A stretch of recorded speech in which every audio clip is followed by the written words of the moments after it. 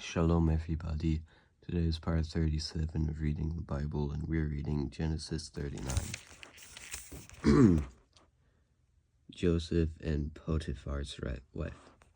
Now Joseph had been brought down to Egypt, and Potiphar, an officer of Pharaoh, the captain of the guard, an Egyptian, had brought him from the Ishmaelites who had brought him down there. The Lord was with Joseph, and he became a successful man. And it was in the house of his Egyptian master. His master saw that the Lord was with him, and that the Lord caused all that he did to succeed in his hands.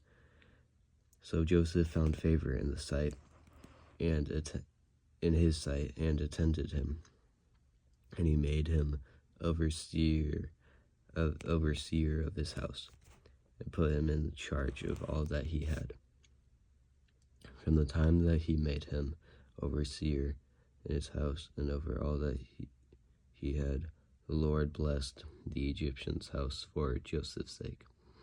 The blessing of the Lord was on all that he had, in house and field, so he left all that he had in Joseph's charge.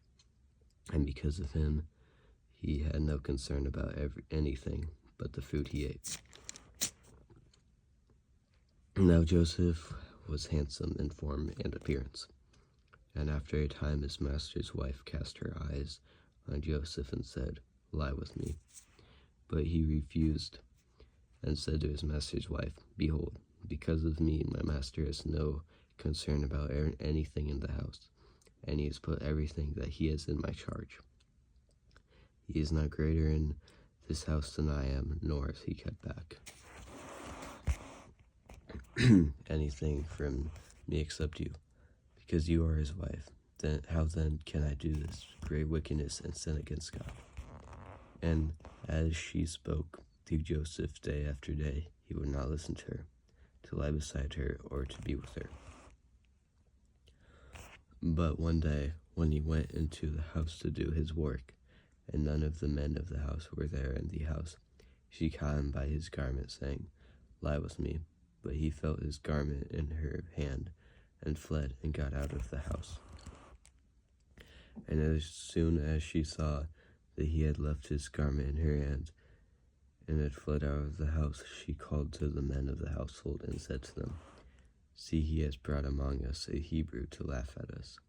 He came in to me to lie with me, and I cried out with a loud voice. And as soon as he heard that I lifted up my voice and cried out, he left his garment beside me, and fled, and got out of the house."